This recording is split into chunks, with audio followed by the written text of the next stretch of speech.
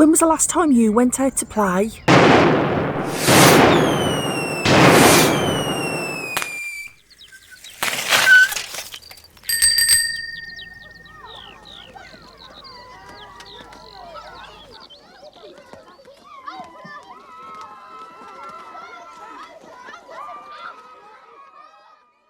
My name's Sarah. I'm the founder of the Bicycle Adventure Club.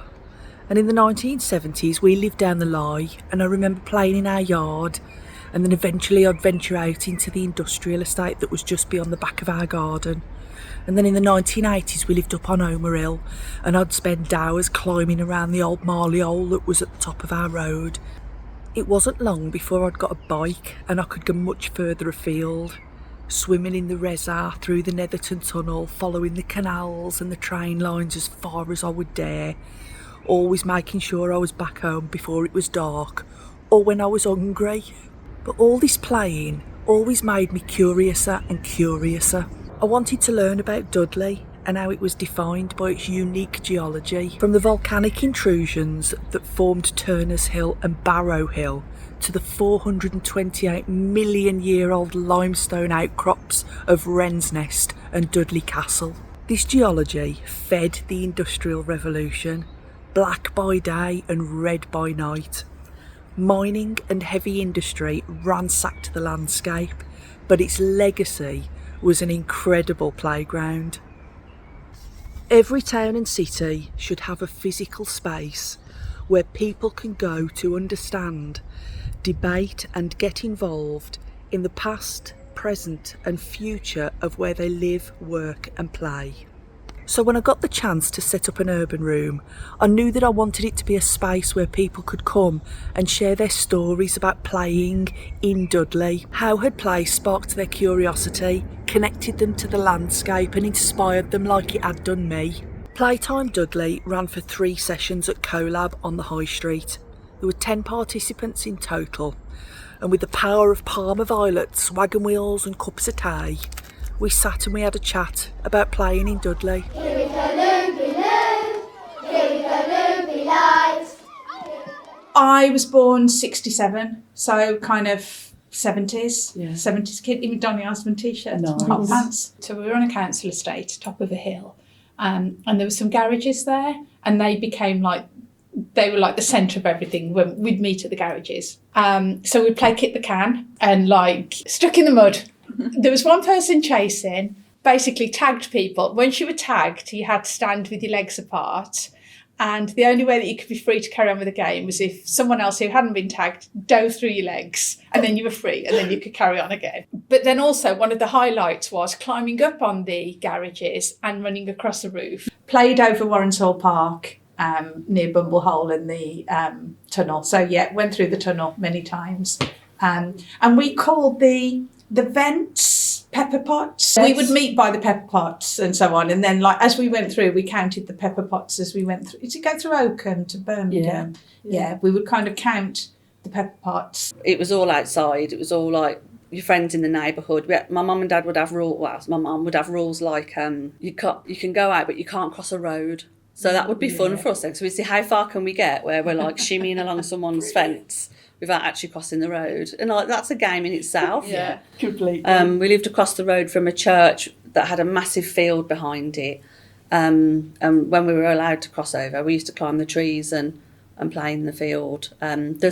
We've got friends whose our back gardens backed onto each other. So we talk about the flick tree, because there was a tree that was halfway between our houses. So if we were going to meet, we'd shout, "I'll meet you at the flick tree." Why was it a flick tree? It got those helicopter seeds, so we used to flick them at each other. A real fond memory of playing then was there was a family that lived exactly behind my house. They were really rough, they were scary, they were all boys. You knew that they were into things that you shouldn't be into, so you give them a wide berth. But the one year we were having a water fight, and my mum had got loads of water bombs and loads of water pistols for the kids to come and play, and they come round, the lads, and they were wicked. We had for 2 or 3 hours we were all the same playing. There was no fear or anything. It was really cool. It was really nice. So it plays like a leveller and a way of building relationship, even if it's just less frightening or feeling like they've got your back a bit because they know you a bit now or whatever it might be. Yeah. I remember it felt happy, and especially when I was little, like smaller, it was nice not to feel the differences. Like when you're playing with friends, it's nice because we're just people and you're just all playing together and it doesn't really matter. There were some things that were really pivotal in who I am today that I think I experienced in my playtime in Dudley. That was the first bike that I think I realised that it could take me further than my street. On Russell's Hall, there was a big set of fields and there was Barrow Hill up behind the hospital or Barrybonk. And there I'd go and push my bike up hills and like ride down these really steep, sketchy, like goat track style hills. Like playing on bikes gave me strength, gave me independence. And then just the other side of Barrybonk was the lines, the old railway line. And as soon as I discovered those, it was like something had unlocked. And I remember really vividly heading down the lines, and then there'd be like a little single track heading off to the side, so I'd follow that. I remember one day getting all the way down to the, I don't know, was it a quarry? Was it a dump down by the Crooked House? Because the lines went past the Crooked House. My mind map was expanding and the bike was doing that. I'd gone to the park at Russell's Hall. I saw Barrybonk in the distance. I went to there. Beyond Barrybonk was the lines. And each time I pushed beyond that, what's comfortable, what's known, into the unknown, my mind was expanding. I remember just like cycling for hours and hours and hours. I remember riding the canals and getting to a junction and remembering like a big cast iron sign, Dudley 50 miles this way, realising that I'm 50 miles away from home, probably 12 years old. My mother has no idea where I am. And feeling quite proud about it, feeling adventurous, feeling good.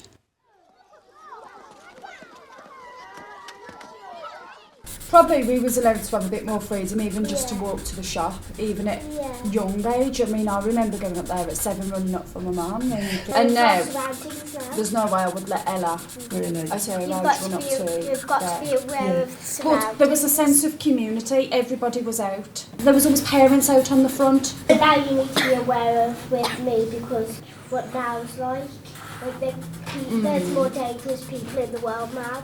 You said there's a shift, isn't there, sociably, definitely. And I think social media has done such a lot of that. It makes you fear so much as a parent. To be fair, there's no children her age around by us because they're going to different schools or parents aren't mixing. So that has a massive impact on children as community-wise, you know. That's.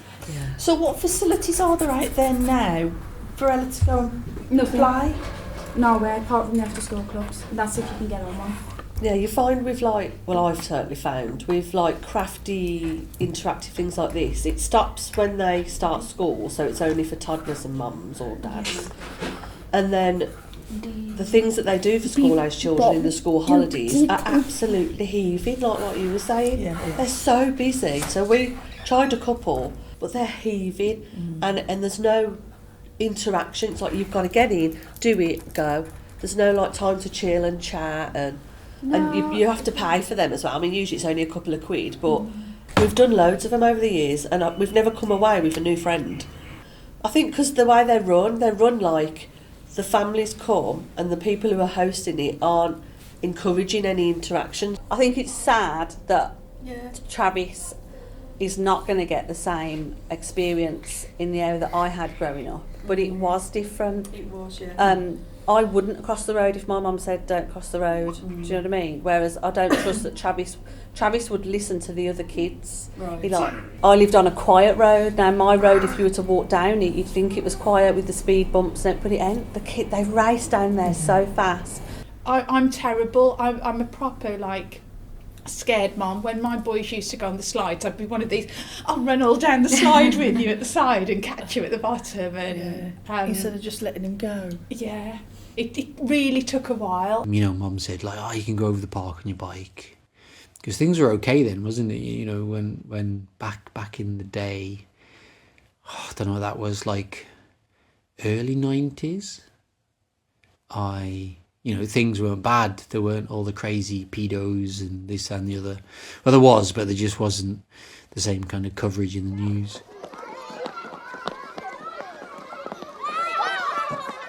Year 3000, the house is gone. We got Terminator, Terminator, and Meganator.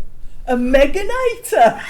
That's amazing! And for some reason... What's the difference between a Meganator and a Terminator? It's not... He's bigger and... No, more mega. Yeah. Terminator's outside my door trying to kill me, and I'm only slightly taller. Like an inch. So the future's a bit rubbish then, really, isn't it? Because there'll be people. Because in the future, there's going to be Like, safety laws. you're like enjoying no one's yourself going to in be the free. back garden. No And so one's if gonna be anyone gets, like, in the future, there's probably someone littered. So- They're going to be sent to prison for half an hour. So in the future, there will be Terminators, Travis won't be much taller, and no one will be free. Yeah. The Urban Room sessions are, of course, just a tiny snapshot of playtime in Dudley. People tend to bias the past with this rosy retrospection. Was it really safer back in the day? Or do we let the information and technology that we can use to keep us safe, do we let it frighten us? It feels like play no longer connects people to the landscape. The world has changed, social media drives our fears, and communities and playtime have moved indoors and online, whilst physical and mental health issues are increasing. The health benefits of being in nature are well established. Independent time outside allows us to engage, expand our mental map of our surroundings, push our limits and develop our resilience. Younger generations seem to have a sanitised experience of playing outdoors through local sports clubs and CICs, but that outsourcing of physical and creative play puts time and financial pressures on people.